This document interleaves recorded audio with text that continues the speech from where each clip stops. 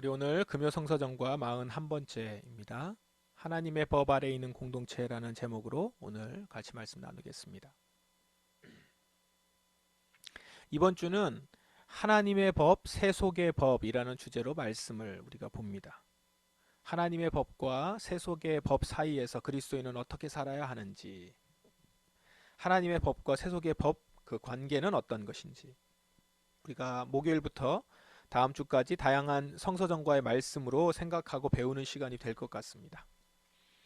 오늘 성서정과 본문은 하나님의 법과 세상의 법, 세속의 법 중에서 하나님의 법에 좀 집중되어서 말씀들이, 본문들이 나오고 있습니다.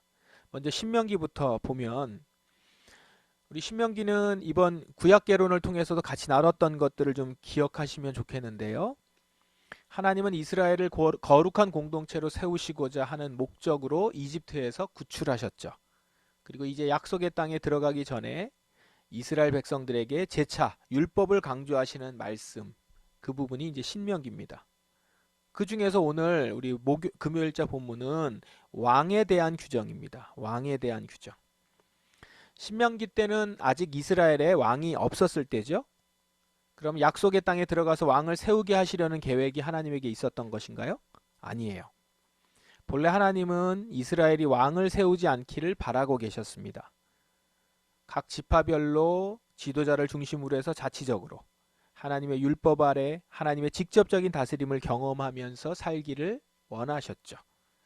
그래서 기본적으로 왕을 세우는 것에 대해서는 부정적입니다. 모세가 백성들에게 이렇게 말하죠. 여러분의 하나님 여호와께서 여러분에게 주시는 땅에 들어가 그 땅을 차지하고 살 때에 우리 주위의 다른 나라들처럼 우리도 왕을 세우자라는 생각이 들면 반드시 여러분의 백성 가운데 하나님 여호와께서 선택하시는 사람을 왕으로 세우시오. 여러분 가운데 속하지 않은 외국인을 왕으로 세우면 안 돼요.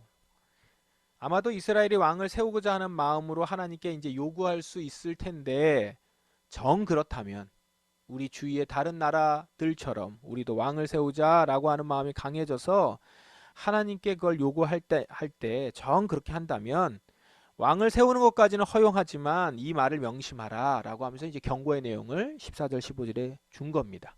누구를 세워야 되는지. 하나님께서 선택하시는 사람, 하나님 여호와께서 선택하시는 사람을 왕으로 세우라라는 거예요. 그리고 이제 왕은 자신이 갖춰야 될 조건이 있습니다. 왕은 너무 많은 말을 가지면 안 되고, 말을 더 사려고 이집트로 백성을 보내서도 안 돼요. 여호와께서는 여러분에게 그 길로 다시 가지 마라 말씀하셨소. 왕은 많은 아내를 두어서는 안 돼요.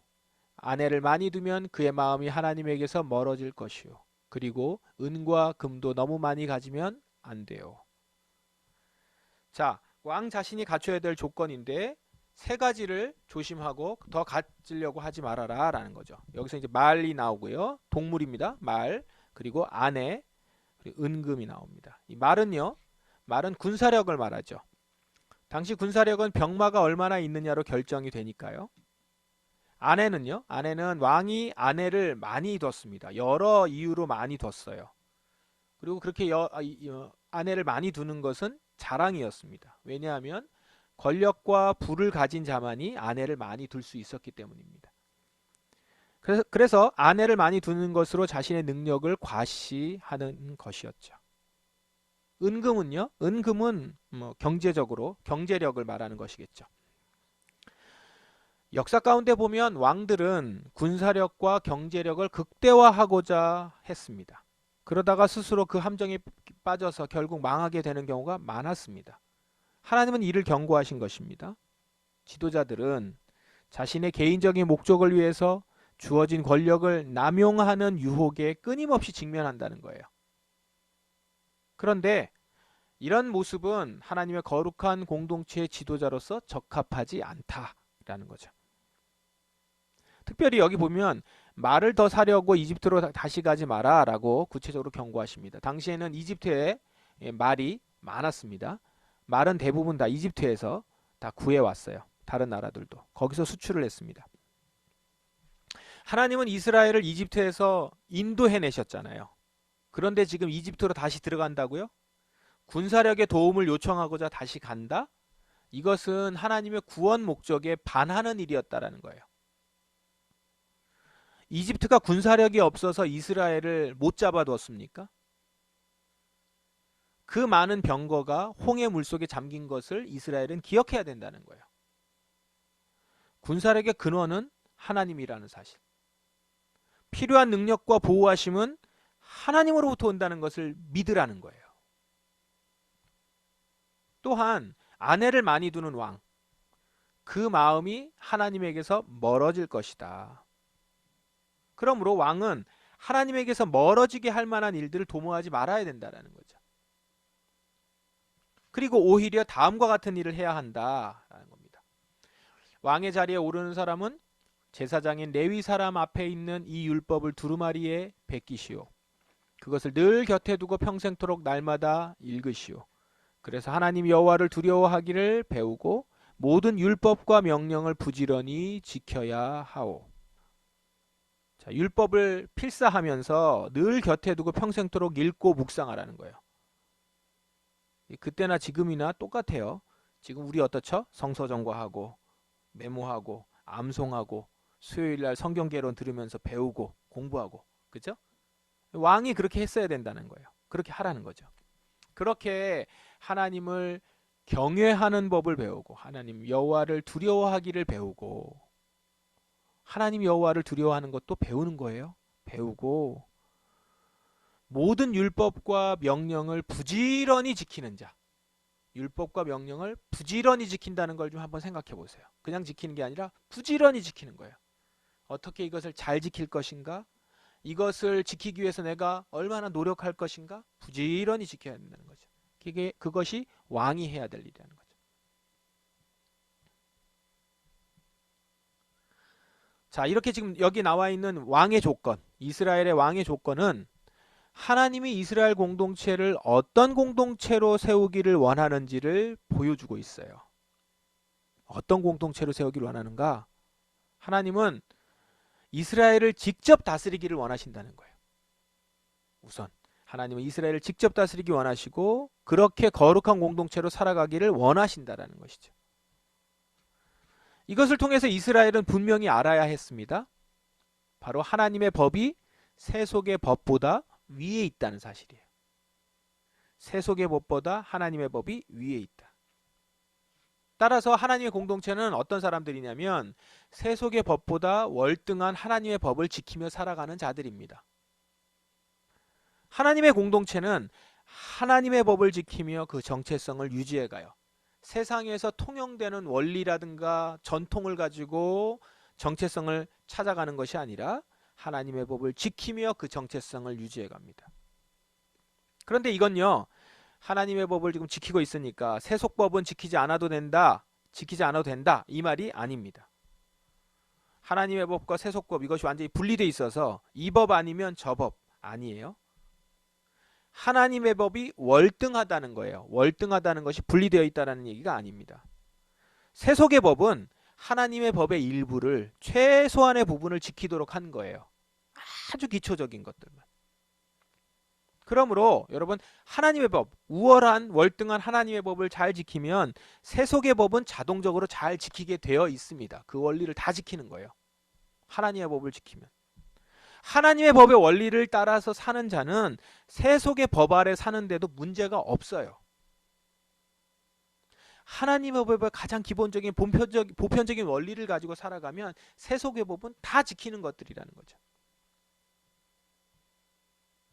신명기 말씀만 보아도 그렇죠. 지금 보세요. 지금 왕의 원리들, 이게 하나님의 법이에요. 이거는 세속법에는 없는 거예요. 오히려 세속법에는 이것이 자랑들인 거죠. 말을 더 많이 갖는 것, 아내 많이 두는 것, 은금 많이 두는 것, 이건 궁중에서 자랑거리들이라는 거예요. 와, 말이 이렇게 많아졌어. 작년보다 말이 훨씬 많아졌고 아내가 나에게는 뭐 1000명 가까이 돼, 수천 명이야. 이러면 그 나라는 강성하구나, 이런 거거든요. 능력이 많구나, 저 왕은, 이런 거예요. 은금 가득한 창고. 그런데 이거를 하지 말라는 거예요. 이게 하나님의 법이에요. 하나님의 원리입니다. 그런데 사실 잘 보시면 말을 더 많이 갖는 것, 아내를 많이 두는 것, 은금을 많이 두는 것도 사실은 세속 나라에서도 바람직하지 못한 일이에요. 사실은. 역사 가운데 보시면 이렇게 부귀영화를 추구하고 군사력 증강시키고 욕심부리고 여자들 많이 부리고 아내들 많이 데려다 놓고 은금 쌓아놓고 한 왕들 어떻게 됩니까? 다 망하고 깨지고 반란과 내란과 분란이 일어나요. 그런 왕이 한둘입니까? 역사 가운데. 그러니까 세속 나라에서도 사실 바람직한 모습이 아니라는 거예요. 우리가 알고 있는 그냥 일반 왕들 중에서 좋은 왕이라고 소개가 된 선왕이라고 다들 알고 있는 사람들 보면 다 절제하고 검소하고 부지런하고 그런 모습이었다는 거죠. 하나님의 법은 세속의 법 위에 있기 때문에 하나님의 법을 제대로 지키면 세속의 법은 잘 지킬 수 있고요. 세속의 법을 온전하게 지키게 되죠. 분리되어 있지 않습니다. 하나님의 공동체는 이렇게 하나님의 법을 지키며 살아가는 자들이라는 거죠. 그러면 세속의 법 아래서도 잘 살아가는 자들이 될 것이라는 겁니다. 자, 이제 신약 본문을 한번 보겠습니다. 신약 본문은 교회 장로들과 젊은 성도들에게 당부하는 말씀이에요. 본문을 보면 교회가 어떤 조직인지를 알 수 있는데요. 한번 읽어볼게요. 2절입니다. 여러분 여기서 교회 장로에게요. 여러분에게 맡겨진 하나님의 양떼를 잘 돌보십시오. 기쁨으로 그들을 돌보며 억지로 하지 마십시오. 그것이 하나님을 기쁘시게 하는 것입니다. 기쁨으로 섬기며 돈을 생각하고 그 일을 하지 않도록 하십시오. 여러분이 많은 사람들을 지배하려 들지 말며 그들에게 좋은 모범이 되십시오. 자, 교회 장로들에게 목회자들이에요. 양떼를 돌보는 데 있어서 기쁨으로 하고 억지로 하지 말라는 거예요. 그것이 하나님을 기쁘게 하는 것이다. 내용만 보면 그냥 당연하죠. 당연히 그렇겠죠? 라고 생각하지만 사실 그렇지 않아요. 일을 하다 보면 이렇게 하는 것이 정말 어려운 일이라는 걸 알게 되죠. 특히 사람을 대하는 일을 하는 분들을 더 그렇게 느끼실 겁니다. 목회자뿐만 아니라 사람을 대하는 일을 하는 분들 많이 느낄 거예요. 여러분, 일을 하다 보면 억지로 할 때가 있죠. 아니, 많죠. 억지로 할 때가. 기쁨이 없고 그러나 싫어도 해요. 왜요? 때로는 돈이 필요하거든요. 돈을 벌어야 되니까. 그런데 그런 동기로 하지 말라는 거잖아요, 지금. 본질적인 동기를 놓치지 말고 계속 하라는 거예요. 기쁨을 잃지 말고 돈 생각하지 말며 억지로 하지 말라는 거예요. 돈이 동기가 되지 말라는 거예요. 자, 하나님이 이거를 기쁘시게 여긴대요. 근데 그 하나님이 어떤 분이에요? 마음과 생각을 다 보시는 분이잖아요. 그 하나님이 다 보고 계세요. 우리가 지금 기쁨으로 하는지 아닌지. 무슨 생각을 하는지 알고 계신단 말이에요. 근데 그 생각을 보시고 하나님이 우리를 보신다고요. 평가하신다는 거죠. 마음을 다 보시는 그분이 그분을 기쁘게 하는 일은 뭐예요? 바로 기쁨으로 하는 거예요. 기꺼이 양떼를 돌보는 일이라는 겁니다. 이게 직접적으로 목회자에게 하는 얘기니까 저 같은 목회자는 이 말씀을 더 직접적으로 받아들이죠. 돌아보는 거예요. 아, 내가 정말 기쁨으로 나에게 맡겨주신 양떼를 잘 돌보고 있는가? 기꺼이 하고 있는가? 돈을 생각하면서 그 일을 하고 있지는 않은가? 게다가 맡은 사람을 지배하려 들거나 그런 모습으로 내가 하고 있지는 않은가? 반대로 성도들은 겸손히 순종해야 된다라는 말씀을 또 합니다. 5절에 보면 젊은이들은 우더른께 순종하며 겸손하십시오. 하나님은 교만한 사람을 물리치시고 겸손한 사람에게 은혜를 베푸십니다. 젊은이들을 비롯한 성도들은 겸손한 모습으로 순종할 때 공동체 안에서 전해지고 있는 사랑과 지혜가 본인들에게 흘러 들어갈 것입니다. 우더른께 순종하고 겸손하라 라고 하는 것은 하나님은 교만한 사람을 물리치고 겸손한 사람에게 은혜를 베푸세요. 근데 이것은 하나의 큰 원리입니다. 겸손한 자가 겸손하다는 건 듣는 자라는 거거든요. 순종한다는 거는 경청한다는 거잖아요. 자, 그렇게 경청하고 순종할 때 온전한 자신의 양떼를 기쁘시게 섬기며 그들을 가르치고 있는 자들을 통해서 하나님의 은혜와 사랑이 전달되는데 그걸 다 받아들일 수 있게 되죠. 결국은 은혜를 받게 되는 거예요. 자, 교회는 이렇게 하나님의 법을 따라서 움직이시는 공동체입니다.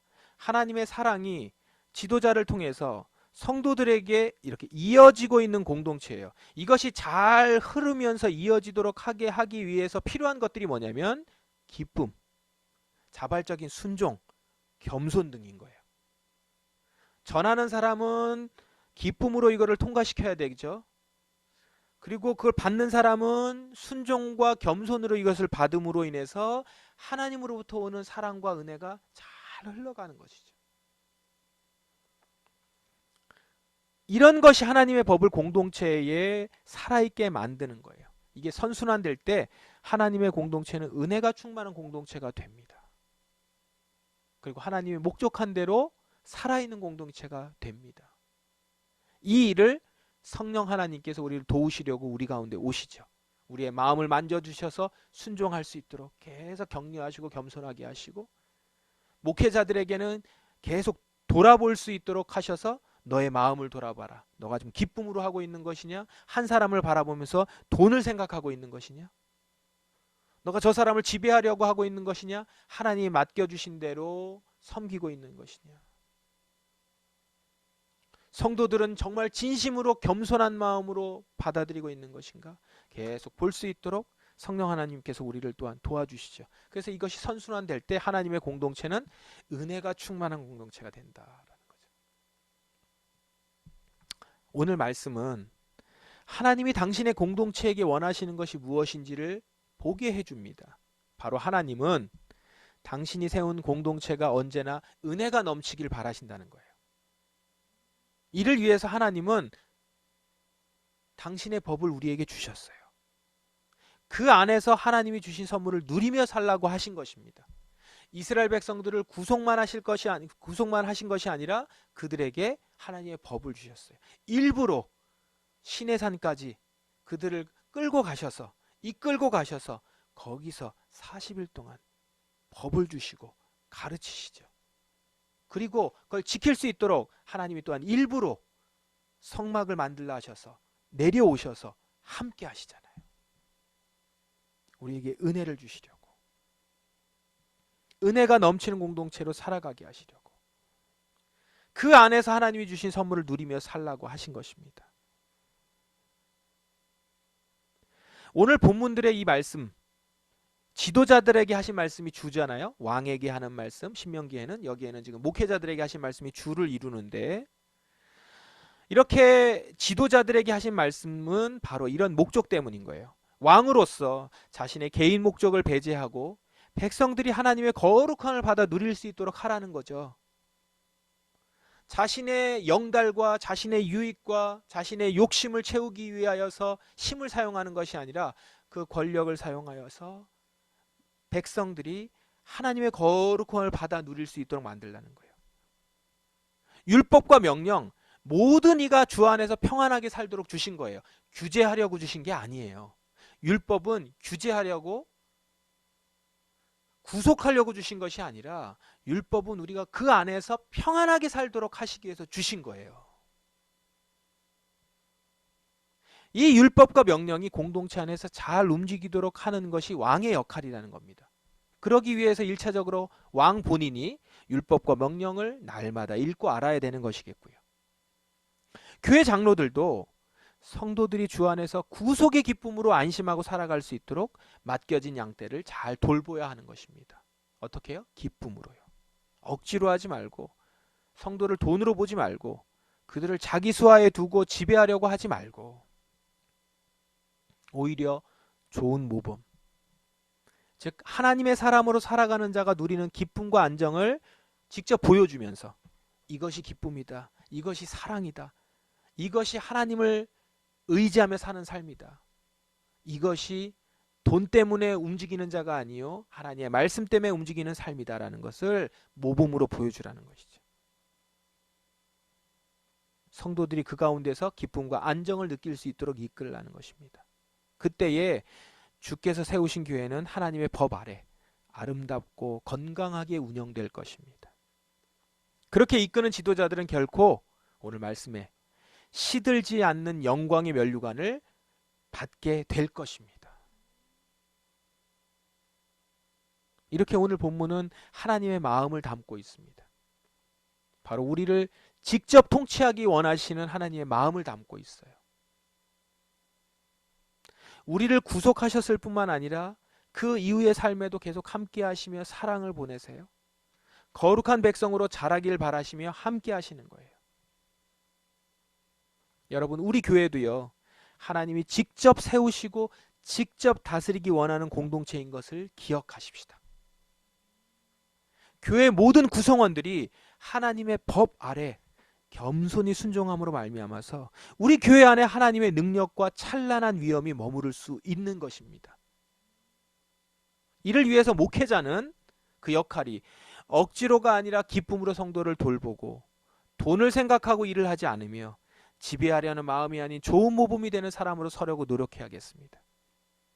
그리고 우리 성도들은 그 말씀 앞에 순종하며 겸손하게 경청하고 받으며 그것에 가감 없이 말씀에 어떤 것을 더하거나 빼지 말고 순전하게 지켜가는 사람들이 될 때 그 안에서 은혜를 다 누릴 수 있을 것입니다. 그리고 그때 우리 목자장이신 그리스도께서 다시 오실 그날에 목회자들뿐만 아니라 우리 모두 시들지 않는 영광의 면류관을 얻는 공동체가 될 수 있을 것입니다. 하나님의 법 아래에서 살아가면서 그 안에서 생겨나는 온갖 좋은 열매를 먹으며 살아가는 공동체 되기를 주의 이름으로 축원합니다. 우리를 통해 하나님의 거룩하심이, 우리 한 사람 한 사람을 통해 하나님의 거룩하심이 온전히 드러나기를 주님의 이름으로 축원합니다. 기도하겠습니다. 우리 말씀을 의지하며 기도하십시다. 하나님, 우리 교회 주님이 직접 세우시고 다스리시는 공동체입니다. 주님, 그 안에서 주의 사랑과 은혜가 가득 넘치는, 흐르는, 운영되는, 역사하는 공동체가 되게 하여 주시옵소서. 지도자가 온전하게 말씀 가운데 양떼를 돌보며 기쁨으로 돌보며 돈을 생각하지 않고 그 일을 하며 맡은 사람을 지배하려 들지 않으며 좋은 모범이 되는 목회자들 되게 하소서. 우리 겸손하게 순종하며 말씀을 가감없이 받아들이며 순전하게 지켜가는 그 안에서 은혜를 받는 우리가 되게 하여 주시옵소서. 이렇게 우리 교회가 주님의 말씀으로 선순환되며 하나님의 역사가 있는 교회가 되도록 다 같이 기도하시겠습니다. 기도합시다.